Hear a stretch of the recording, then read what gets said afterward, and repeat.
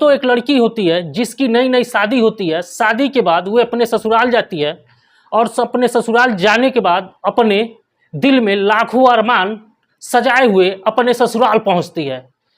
लेकिन उस लड़की को क्या पता था कि उसके सारे अरमान धरे के धरे ही रह जाएंगे और उसके साथ ऐसा कुछ घटना घटेगा जिससे वे क्या उसके परिवार वालों पे भारी पड़ने वाली थी। दोस्तों, आज की सच्ची घटना पश्चिम बंगाल के 24 परगना जिले से है। दोस्तों, जिसका नाम दीपिका होता है, दीपिका की शादी 23 फरवरी 2025 को हुई रहती है और 24 को उसकी डोली उठ करके उसके ससुराल 24 परगना के ही एक गांव में जाती है। उसके बाद ससुराल जाती है। उसके बाद वो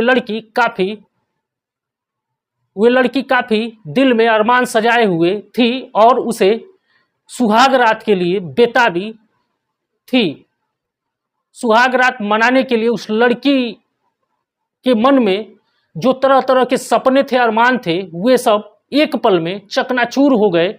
उसके बाद दोस्तों, वे लड़की 3 दिन किसी तरह से गुजारती है। 3 दिन बाद वे लड़की रात को ही अपने मायके भाग जाती है और अपने मायके जा करके अपने मायके जाती है और अपने ससुराल उस लड़की पे हुए अत्याचार की सारी घटना अपने माँ बाप को और उसके घर में जो भी रिश्तेदार थे सबको बताती है। और सभी लोग उसके साथ हुए अत्याचार को सुन करके सभी लोग हैरान और परेशान हो जाते हैं।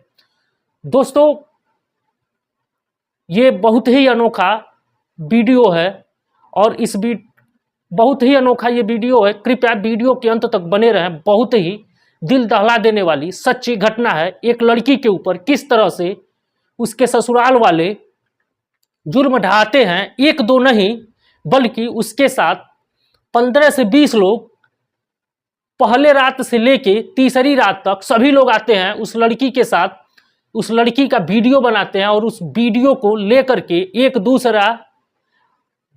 लेकर के उसे दिखा करके सभी लोग ब्लैकमेल किया करते हैं। क्या नाम की एक युवती पश्चिम बंगाल की रहने वाली होती है। उसकी शादी उसी जगह से 24 किलोमीटर दूर एक गांव में, क्या की शादी उसके गांव से 25-30 किलोमीटर की दूरी पे एक गांव में हुआ था। दोस्तों, वे जैसे ही अपने विदाई हो जाती है दीपिका की और अपने ससुराल पहुंचती है, उसी रात को उसकी सास कहती है कि बहू अंदर से दरवाजा मत बंद करना और जो है उसके पति का नाम दीपक दास होता है और कहती है कि दीपक जाएगा रात को और अंदर से कुंडी मत लगाना। उसके बाद दोस्तों वे महिला जाती है। उसके बाद दोस्तों वे लड़की जो होती है वे अपने पति का रात भर इंतजार करती है, लेकिन वे पति नहीं आता है। उसके बाद दोस्तों 3 बजे रात को कोई जाता है और उसके साथ गलत हरकतें करने लगता है। उसके बाद दोस्तों दीपिका समझती है कि उसका पति लगता है रात को आ गया। उसके बाद दोस्तों दीपिका जो होती है उसके साथ धीरे धीरे फिजिकल रिलेशनशिप बनाने के लिए तैयार हो जाती है। तब तक अंधेरे का फायदा उठा करके उसके साथ उसका पति नहीं बल्कि और कोई शख्स था जो उसके साथ सुहाग रात मनाना चाहता था। उसके बाद दोस्तों दीपिका टोते टोते जैसे ही उसकी हाथ उस युवक के चेहरे पे जाती है और वह युवक उसका पति नहीं बल्कि और कोई रहता है जो कि दाढ़ी रखे हुआ था। और जैसे ही दीपिका को पता चलता है कि ये उसका पति नहीं कोई और है, तो दीपिका जो है कहती है तुम कौन हो और तुम मेरे साथ ये क्या कर रहे हो। उसके बाद दोस्तों वे दाढ़ी वाला जो शख्स होता है उसके कमरे से तुरंत निकल करके भाग जाता है और दीपिका जो है उठती है। जैसे ही टार्च जलाती है वैसे ही देखती है उसके कमरे में कोई नहीं था। वह जाती है अपने घर में, लाइट जलाती है, चारों तरफ देखती है, इधर उधर कोई नहीं था। उसके बाद दोस्तों डर के नाते दीपिका रात भर सो नहीं पाती है। उसके बाद सुबह होता है। सुबह होने के बाद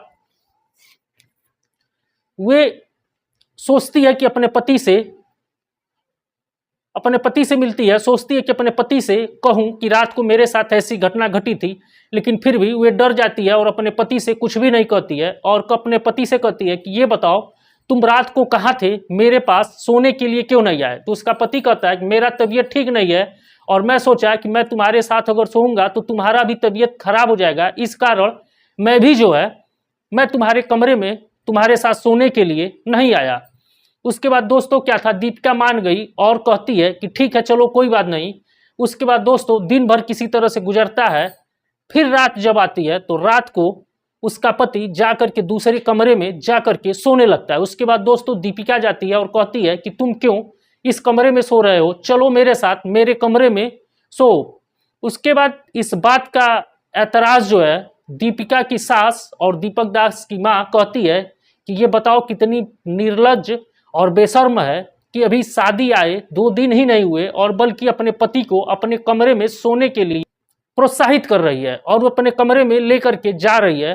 लेकिन दीपिका जो है उसकी सास उसे खरी खोटी बहुत बातें सुनाती है। दीपिका उन सब बातों को नज़रअंदाज करते हुए दीपक को जबरदस्ती अपने कमरे में लेके जाती है और अपने कमरे में लेके जाती है। दोनों सोते हैं तो क्या था, दीपक जो है दीपिका में कोई भी इंटरेस्ट नहीं ले रहा था। उसके बाद दीपिका सोचती है कि हो सकता है नई नई शादी हुई है, ये हमसे शर्मा रहे हो। उसके बाद दोस्तों कुछ देर बाद दीपिका दीपक से बात करना चाहती है, लेकिन दीपक जो है उसकी तरफ पीट करके सो जाता है और वह कहता है कि मुझे आप में कोई इंटरेस्ट नहीं है और जो है आप भी किसी और से प्यार करती हो तो आप उसके साथ जा सकती हो, मैं तुमसे प्यार नहीं करता हूं और मेरे घर वाले जबरदस्ती तुमसे शादी करवा दी है। तो दीपिका ने कहा कि अगर तुम किसी और से प्यार करते हो तो तुम मुझसे शादी क्यों की है, पहले ही मना कर दिए होते और मेरा अगर और कोई बॉयफ्रेंड रहता तो मैं तुमसे शादी क्यों करती, और मुझे अपने माँ बाप की मर्जी से शादी की हूं तो मैं अपने माँ बाप की मर्जी से शादी की हूं तो मेरे लिए तुम ही सब कुछ हो। उसके बाद दोस्तों दीपक उसी रात दीपक से और दीपिका से काफ़ी कहासुनी होती है, बहसबाजी होती है। उसके बाद दीपक बताता है कि मैं गे हूँ और मुझे तुम में कोई इंटरेस्ट नहीं है, बल्कि मुझे जो है लड़कों में इंटरेस्ट है और मेरा एक बॉयफ्रेंड भी है जिसका नाम रॉबिन है। मैं रॉबिन से प्यार करता हूँ और रॉबिन से शादी कर लिया हूँ। उसके बाद दोस्तों जैसे ही दीपिका को पता चलती है ये बात तो दीपिका लगती है चिल्लाने कि तुमने मेरे साथ क्यों ऐसा किया। उसके बाद दीपक के ससुराल के लोग आ जाते हैं, उसकी सास ससुर और उसका देवर सभी लोग आते हैं और कहते हैं कि दीपिका चलो जो हुआ कोई बात नहीं, अगर ये तुम में इंटरेस्ट नहीं ले रहा है तो हमारा जो छोटा बेटा है उसके साथ तुम्हारी फिर से शादी करवा देंगे, तुम उसके साथ रहो। उसके बाद दोस्तों दीपिका कहती है कि मेरी शादी जब दीपक से हुई है मैं इसके छोटे भाई के साथ क्यों रहूंगी और क्यों अपना फिजिकल रिलेशनशिप बनाऊंगी। उसके बाद दोस्तों दीपक के पिता कहते हैं कि बेटा इस घर में तो तुम अब आ गई हो, इस घर से तुम्हें जाना, अब इस घर से तुम जा नहीं सकती हो, अब तुम्हें रहना तो इसी घर में है। तो दीपिका कहती है कि क्या आप लोग मुझे जबरदस्ती रखेंगे इस घर में। दीपक के पिताजी कहते हैं बिल्कुल जबरदस्ती रखेंगे और अब शादी हो गई है, अब तुम इस कमरे से कहीं बाहर नहीं जा सकती हो। उसके बाद धीरे धीरे उस लड़की के ऊपर प्रताड़ित करना, दीपक के घर वाले उस लड़की को प्रताड़ित करना चालू कर देते हैं। उसके बाद दोस्तों दीपिका नहाने के लिए जाती है। दीपक का जो छोटा भाई था उसका नाम निखिल होता है। निखिल जो है बाथरूम में कैमरा लगा करके उसके नहाती हुई तस्वीरों को रिकॉर्ड कर लेता है और रात को वे दीपिका के कमरे में जा पहुंचता है और कहता है कि देखो भाभी मैं तुमसे बहुत प्यार करता हूं और जो है भैया तुम्हारे साथ भले कोई काम करे चाहे न करे लेकिन मैं तुम्हारे साथ रहूंगा और हम और तुम पति पत्नी की तरह साथ में रहा जाएगा। उसके बाद दीपिका कहती है कि शादी तुम्हारे भैया से हुई है तो मैं तुम्हारे भैया के ही साथ रहूंगी, न कि तुम्हारे साथ रहूंगी। तो उसने कहा कि देखो प्यार मोहब्बत से मान जाओ, नहीं तो तुम्हारी जिंदगी में बर्बाद कर दूंगा। तो दीपिका ने पूछा कैसे, तो उसने दीपिका की जो नहाते हुई वीडियो बनाई थी वे उसको दिखाना चालू किया और कहा कि ये वीडियो मैं इंटरनेट पर डाल करके वायरल कर दूंगा। तो दीपिका कहती है कि ऐसा मत करना और मैं अपने माँ बाप से एक बार बात करना चाहूँगी। तो उसका जो देवर होता है वो कहता है कि तुम भी बालिक हो, हम भी बालिक हैं, अब तुम्हारे माँ बाप ने शादी कर दिया, अब इस मामले को लेकर के माँ बाप के पास क्यों जा रही है और धीरे से तुम रहो मेरे साथ। उधर दोस्तों दीपिका ने जब मना किया कि मैं तुम्हारे साथ नहीं रह सकती हूँ, मैं तुम्हारे साथ कोई भी संबंध नहीं बना सकती हूँ, तो उसके बाद ये क्या किया, उसका देवर जो था वे उसे सोशल मीडिया पे वायरल करने की धमकी दे करके जबरदस्ती उसके साथ शारीरिक संबंध बनाया। उसके बाद दोस्तों क्या था, अगले दिन वही वीडियो लेकर के घर के और भी सदस्य दीपिका के पास जाते और वीडियो दिखाते, बारी बारी से दीपिका के साथ शारीरिक संबंध बनाते और बाहर निकल जाते। ये 2-3 दिनों तक जब दीपिका के साथ ऐसी घटना घटी, तो एक दिन रात को दीपिका मौके का फायदा उठा करके अपने ससुराल से भाग निकली। और जैसे ही वे भागी, कुछ दूर जाने के बाद एक बाइक सवार उसे मिल जाता है और वे उसे हाथ देती है और बताती है कि भैया मेरे साथ ऐसे ऐसी घटना घटी है और आप मुझे मेरे मायके तक छोड़ दें।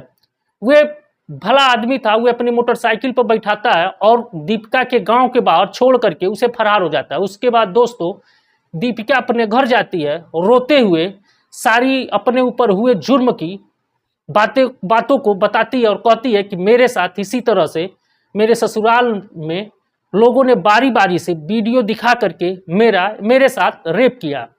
उसके बाद दोस्तों घर वाले किसी तरह से दीपिका को समझाते बुझाते हैं। अगले दिन पुलिस स्टेशन जाते हैं, उसके ससुराल वालों के खिलाफ FIR दर्ज करवाते हैं। पुलिस जाती है, उन सब को बुला करके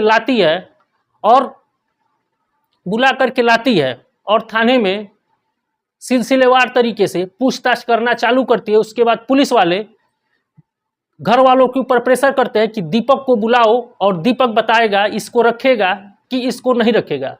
उसके बाद दोस्तों दीपक के घर वाले दीपक को फ़ोन करते हैं, दीपक आता है और दीपक के घर वाले उसे समझाते हैं कि कह देना कि मैं इसी के साथ रहूँगा, जो हुआ अब उसे भूल जाए और बल्कि मैं मजाक कर रहा था। उसके बाद दोस्तों क्या था, दीपक आता है, घर वालों की तरह समझाई हुई बातों को कहता है कि मैं अब दीपिका के साथ रहूँगा, मैं मजाक कर रहा था। उसके बाद दोस्तों जैसे ये बात कहता है वैसे ही वहीं पुलिस चौकी पे रॉबिन आ जाता है और रॉबिन आ जाता है और कहता है कि इंस्पेक्टर साहब दीपक झूठ बोल रहा है और ये मेरे साथ रहेगा, बल्कि हम दोनों ये हैं और दोनों एक ही साथ रहेंगे, दीपक जो है झूठ बोल रहा है। उसके बाद दोस्तों जब पुलिस वालों ने कड़ाई से पूछताछ की तो पता चला कि दीपक ने रॉबिन को समझाया था कि जब मैं कहूँगा तो तुम भी कुछ देर बाद आना और बता देना कि नहीं ये सब झूठ बोल रहा है। उसके बाद